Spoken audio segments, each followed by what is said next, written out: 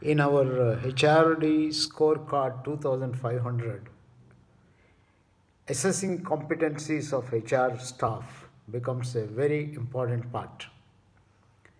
We have listed about 10 categories of competencies required to make a difference as a good HR manager, good HR facilitator, or good CHRO, and so on.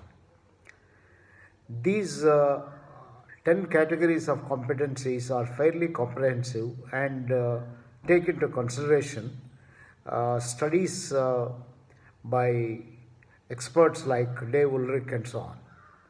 Of course, a large number of these competencies have been evolved by us, and I have mentioned these in my book earlier on HRD Missionary in 1990, which I kept on revising.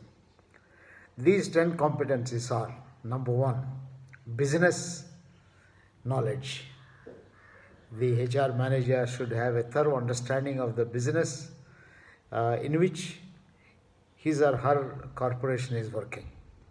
Products, services, global markets, opportunities, the financial parameters, a whole lot of things that are associated with business, current trends, and so on and so forth.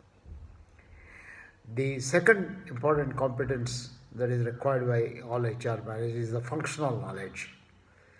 The person should be thorough in his or her own function, HR function, which includes knowledge of various systems, knowledge of HRD climate, knowledge of HR values, knowledge of a whole lot of other kind of things that are there. And not only knowledge here, it's also delivery of HR systems and practices.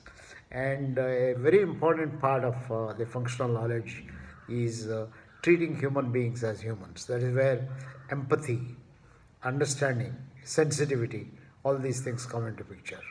So functional excellence is the second important competence. Third important competence that we have listed is leadership and change management. Leadership is very broadly used. However, leadership means taking initiative, being creative, be a problem solver rather than problem creator, communication, which is an important part of it, and change, ability to initiate, spot the need for change and manage change. So we call this as leadership and change management. Essentially, we identify communication, initiative, creativity, and change leadership.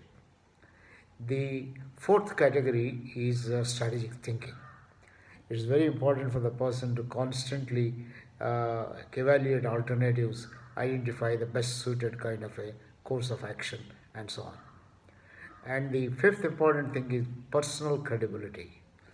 It is very, very important. If the HR staff is not credible, cannot honor his or her commitments, cannot be relied upon, then I think the entire cause of HR is lost.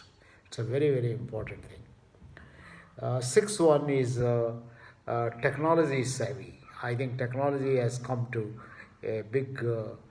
be a big support provider, and technology can change the entire HR orientation by having right kind of HR analytics, right kind of MIS, using I think MI, machine intelligence, or AI, and a whole lot of other things. So HR analytics have come to play a very critical role. Along with this, also the person requires a kind of a research orientation. I will call it research skills. So the six categories: technology savvy and research skills.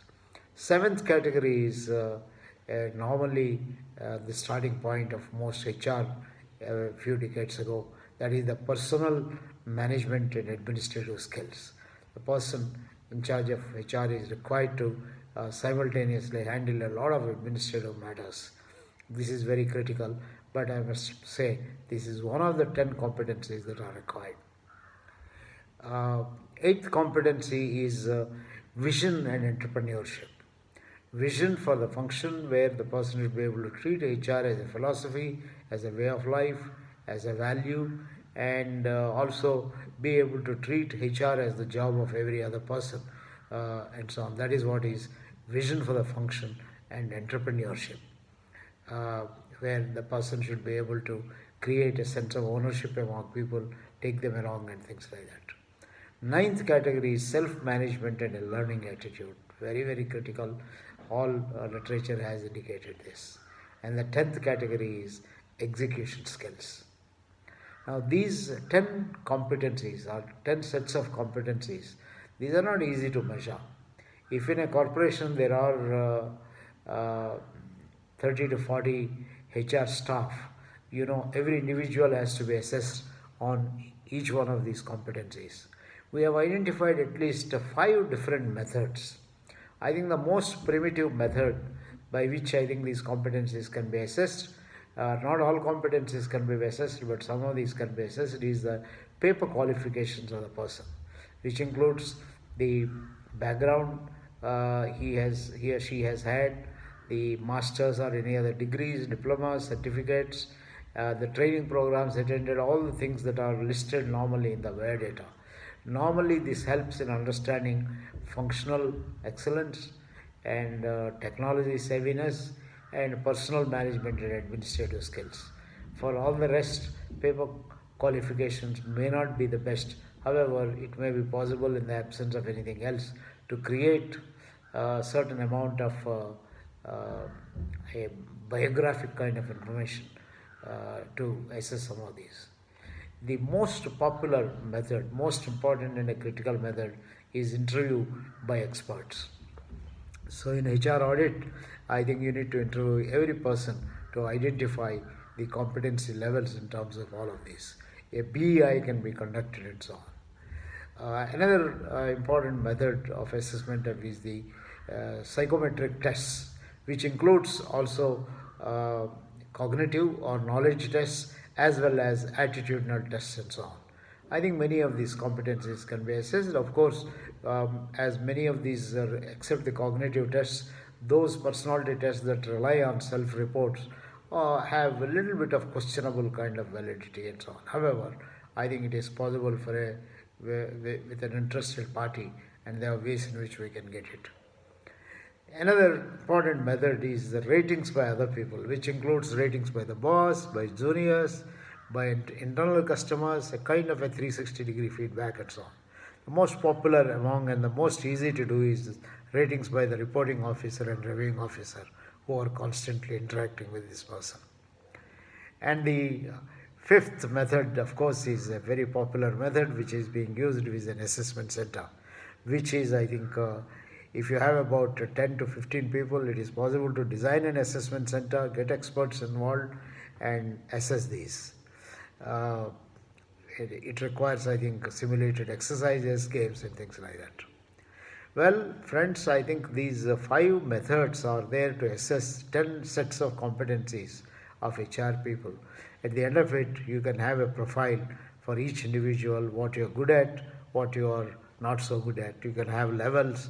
You can determine the developmental needs of these people and so on. For HRD Score Card purposes, we are using 200 points assigned out of 500 points on competencies. These 200 points are assigned for the collective of all HR staff. When you assess, let us say if there are 20 HR staff in a corporation, and each one of them is assessed on each one of the 10 sets of competencies, you can arrive at some way of scoring this, and then you can indicate either individual wise or collectively and so on. So it is possible to establish a 200 item score point.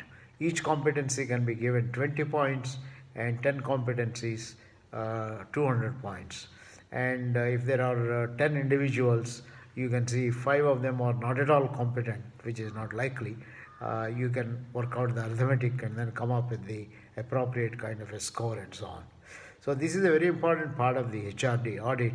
And in our certificate program for HR auditors, we spend quite some time helping the HR auditors to understand the 10 dimensions as well as choose an appropriate method. We also give a desktop case where they are given data about a set of HR staff whose paper qualifications are there, whose attitudes are measured by paper pencil tests and so on, and then the members are asked to assign out of 200 points whatever is the score this group deserves. This is what we do in the certificate program. Mind you, this takes care of only 200 out of the 2500 points. Well, it's fun to go through the HRD Score Card 2500, participate in a workshop, learn about this, and become an auditor. You'll also learn about assessing competencies of line managers, top management styles. Top management styles are assessed through a 360 feedback. Line managers' attitude to learn by a self-assessment. So are the workmen attitudes and the credibility of the HR department by asking line managers to fill in a questionnaire about the department and so on. So we use a variety of methods in deciding and evaluating the competencies in the HRD scorecard. I hope those of you who are interested will look for the next opportunity to go through our HR audit and scorecard program and learn more about these. All the best from TVRLS. In case you are interested, you can visit our website www.tvrls.com. All the best from TVRLS.